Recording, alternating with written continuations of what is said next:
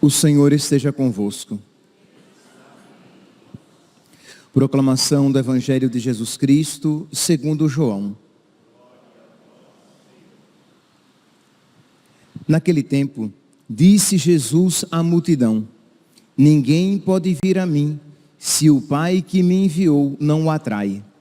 E eu o ressuscitarei no último dia. Está escrito nos profetas: todos serão discípulos de Deus. Ora, todo aquele que escutou o Pai e por ele foi instruído, vem a mim. Não que alguém já tenha visto o Pai, só aquele que vem de junto de Deus viu o Pai. Em verdade vos digo, quem crê possui a vida eterna.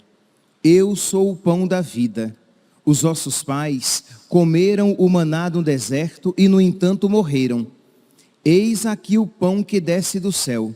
Quem dele comer nunca morrerá. Eu sou o pão vivo descido do céu. Quem comer deste pão viverá eternamente. E o pão que eu darei é a minha carne dada para a vida do mundo. Palavra da salvação.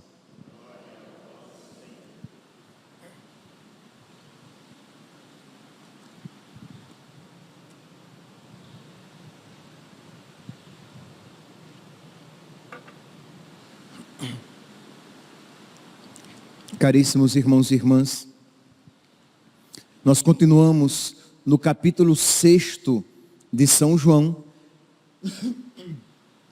em que ele vem falando que ele é o pão da vida, que ele é aquele que nos alimenta, é aquele que nos dá a vida verdadeira, a sua vida, a vida de Deus, a vida divina, a vida que não passa, a vida imortal, a vida duradoura.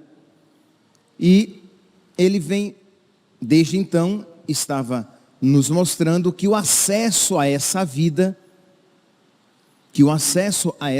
se dava na aceitação da sua palavra. Quem nele crê, tem a vida eterna. Agora ele dá esse segundo passo, ele vai dizer explicitamente que ele é o pão descido do céu, quem dele comer nunca morrerá, que ele é o pão vivo descido do céu, quem comer deste pão viverá eternamente, e o pão que eu darei, percebe que agora ele usa o verbo, aqui na nossa língua, no futuro do presente, o pão que eu darei é a minha carne para a vida do mundo.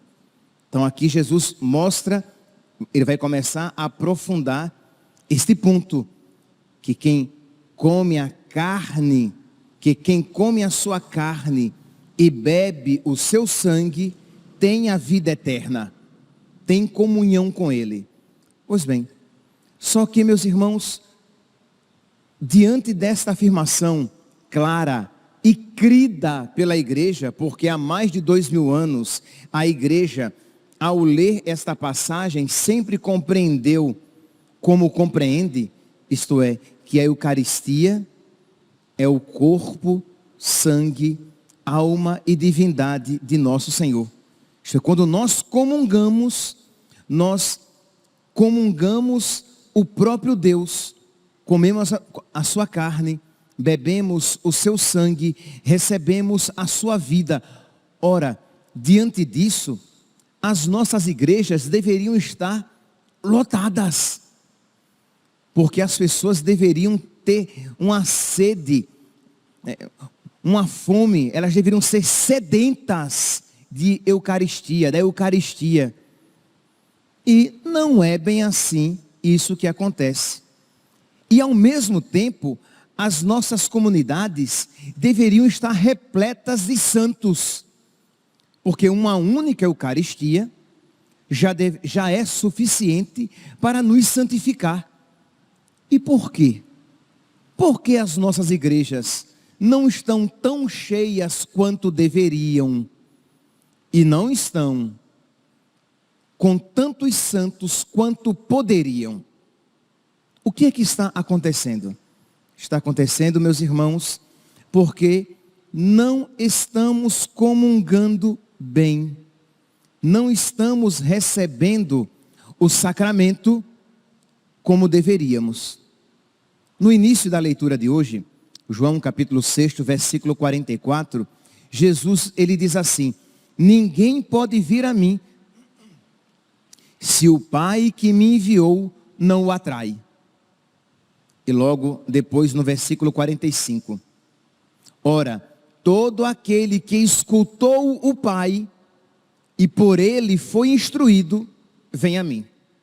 Então percebe que Jesus, qual é aqui o contexto? Jesus está falando a respeito do pão da vida, que ele é o pão da vida, que nós precisamos crer nele. Depois ele vai falar que nós precisamos comer a sua carne e beber o seu sangue. E nós iremos ouvir a resposta daqueles que estão ali presentes. Eles vão dizer que aquela palavra é muito dura, que ninguém pode acolher aquilo. E Jesus então já está aqui dizendo antecipadamente que nele crê quem foi atraído pelo Pai, que só nele crê quem foi tocado pela graça. Então nós precisamos primeiramente ser tocados pela graça, ser tocados pelo Pai, para que nós possamos ir ao Filho. Nós precisamos, preste atenção, que isso, por mais que pareça óbvio, é muito negligenciado. Nós precisamos ser tocados pela graça, pelo Pai, para que nós possamos acolher a palavra de Deus.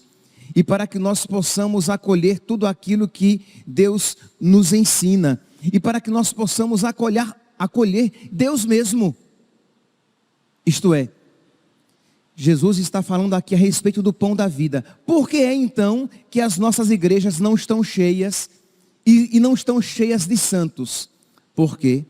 Porque não estamos sendo tocados primeiramente pelo Pai. E não estamos sendo tocados pelo Pai por culpa nossa. E não estamos sendo tocados pela graça por culpa nossa. Isto é, como é que as comunhões poderiam ser muito eficazes? Como é que a palavra de Deus poderia ser muito eficaz se nós tivéssemos momentos privilegiados? E, por exemplo, o pós-comunhão é um momento privilegiadíssimo em que nós paramos, silenciamos, entramos no nosso interior, nós nos entramos numa situação, não é de introspecção, mas você mergulha no seu interior, isto é, rezamos. Quando você reza, você suplica a Deus a graça, que ilumina a sua inteligência, que convida a sua vontade, que faz com que você veja com mais profundidade as verdades da fé, e faz com que você deseje mais ardentemente se configurar a elas e a Ele. Acolher aquelas verdades, viver aquelas verdades e se configurar a Cristo. Então, como não temos rezado como deveríamos, as nossas comunhões são sempre superficiais. A palavra é sempre ouvida, mas vêm as aves do céu e roubam e levam, ou caem num terreno pedregoso, ou cheio de espinho, mas no fim das contas não produz fruto. Por quê? Porque nós não paramos, não silenciamos, não rezamos para que aquela palavra possa dar fruto. Quando Jesus diz que só vai a Ele quem for atraído pelo Pai, é este rezar, é este silenciar na presença de Deus que vai nos atrair. que vai nos arrastar, que vai nos convidar a Cristo, que vai tornar fecundo aquilo que nós ouvimos e aquele que nós recebemos. Por isso que é tão importante fazermos ação de graças, fazermos a oração pós-comunhão. Isto é, você participou da missa, né? Aqui, entenda, a oração, tudo isso que eu vou falar a respeito do pós-comunhão, se aplica também na nossa oração. Mas eu quero aqui dar um valor privilegiado àquela oração que nós deveríamos fazer após comungar. Isto é, imagine, você ouviu a palavra de Deus, você recebeu o corpo, sangue, alma e divindade de nosso Senhor. Então você volta para o seu banco, o padre diz oremos, dá algum aviso, a gente espera que seja bem rápido, dá a bênção, e você procura, quando possível, permanecer em oração, para que aquela palavra ouvida e o sacramento recebido fecundem o seu coração. A medicina, existe uma área da medicina da nutrição, né? Eu não sou médico, vou pegar apenas a ideia, né, que é apresentada. Então existe uma linha que diz assim, que nós não somos o que comemos, mas nós somos aquilo que absorvemos do que comemos. Então você pode até comer, ter uma alimentação muito saudável, tomar muitos suplementos, mas se o seu organismo não consegue absorver, vai tudo para a fossa. Porque embora a alimentação seja saudável, o seu organismo não absorve. Mutatis mutandis, mudando aquilo que deve ser mudado, isso nós podemos aplicar à comunhão. Isto é, você comunga, você recebe a comunhão, você recebe o sacramento, mas você não comunga, você não entra em comunhão, o seu organismo não absorve, porque você recebe superficialmente, você recebe displicentemente, você ouve sem atenção, você volta para o seu banco, espera o padre dar a bênção e você vai embora, de modo que aquela comunhão, ela não foi absorvida pelo seu organismo espiritual.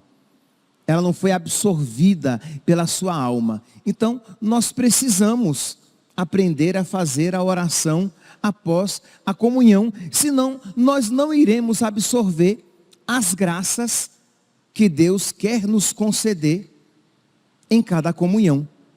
Por quê? Porque embora haja muitas comunhões, há poucos comungantes. Embora a comunhão seja amplamente oferecida e até mesmo recebida, não é amplamente absorvida. Você não é nutrido. Por quê? Porque Cristo passa pelo seu corpo e pela sua alma sem deixar rastro nenhum. Como um alimento pode passar pelo seu organismo e ter um fim outro que não seja a nutrição do seu corpo. Então precisamos, meus irmãos, aprender a fazer oração pós-comunhão. Isto é, nos deter um pouco em que ao receber Jesus Cristo na comunhão e tendo ouvido Jesus na liturgia da palavra, pedir a Ele que Ele liberte o seu coração para que você o siga com mais liberdade. Pedir a nosso Senhor a graça de crer mais profundamente na sua presença na Eucaristia e que a palavra proclamada não é palavra humana, mas palavra divina. Então, Senhor, que eu creia, que eu te deseje cada vez mais, que eu rompa cada vez mais com o mundo e me abra cada vez mais para ti. Que eu deseje cada vez mais o céu, que eu deseje cada vez mais as coisas celestes.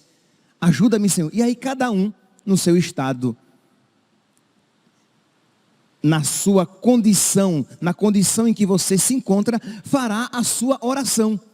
Mas precisa fazer oração, porque infelizmente as nossas comunidades muitas vezes são espiritualmente superficiais, porque embora estejam comungando, e aqui é óbvio, eu estou falando daqueles que estão comungando em estado de graça.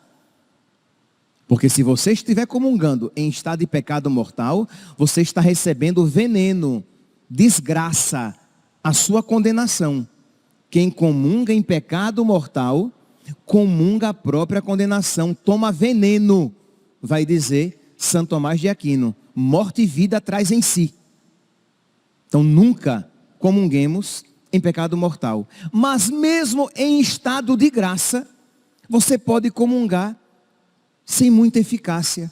Por quê? Porque você não reza, porque você não absorve, né, aquilo que Jesus quer oferecer a você em cada comunhão. Então, ao comungar, nós temos ali mais ou menos em torno de 10 a 15 minutos em que as espécies eucarísticas estão ainda materialmente presentes. E você tem um toque físico de Jesus. Jesus está fisicamente presente, tocando o seu corpo e tocando a sua alma. Então aproveite isso. Reze. Ah, padre, mas eu não sei o que rezar. Pois diga isso. Jesus, conduze-me às águas mais profundas, porque eu não sei rezar. Tu estás aqui em mim. Então você está fazendo o seu ato de fé. Tu estás aqui em mim, e eu creio que tu estás aqui em mim. Mas eu não sei nem o que falar. Eu não sei nem o que rezar. Eu não sei nem o que pedir. Ajuda-me, Senhor. Ensina-me a rezar. Eu percebo, Senhor, que eu te amo tão pouco. Eu te amo tão frouxamente. Ajuda-me, Senhor, a te amar mais. Eu percebo, Jesus, que eu vou à missa, que eu entro na fila da comunhão, que eu te recebo, mas eu não te recebo apaixonadamente. Eu não te recebo te desejando como o mais desejável de tudo, mas eu entro muitas vezes no automático. Ensina-me, Senhor, revela-me interiormente que tu és o tesouro mais precioso, e que quando eu te recebo, eu recebo a maior graça que se pode receber, porque eu te recebo a ti mesmo, corpo, sangue, alma e divindade. Trabalha, Senhor, trabalha em mim, no meu coração, nas minhas limitações. Liberta-me, Senhor, das minhas fragilidades, da minha mesquinhez, da minha preguiça, da minha tibieza, da minha superficialidade. Ajuda-me, Senhor. Então cada um, segundo o seu estado, a situação em que se encontra, você vai rezando, e não tenha dúvidas de que quanto mais frequente forem esses encontros, e quanto mais perseverante for a sua oração, Ele vai trabalhando na sua alma, conduzindo a sua oração, aprofundando a sua intimidade com Ele e santificando a sua vida. Que nós então, meus irmãos, peçamos a Deus que Ele nos conduza cada vez mais a Jesus e nos conduza num caminho de mais fidelidade, amor e profundidade. Louvado seja nosso Senhor Jesus Cristo. Para sempre seja louvado.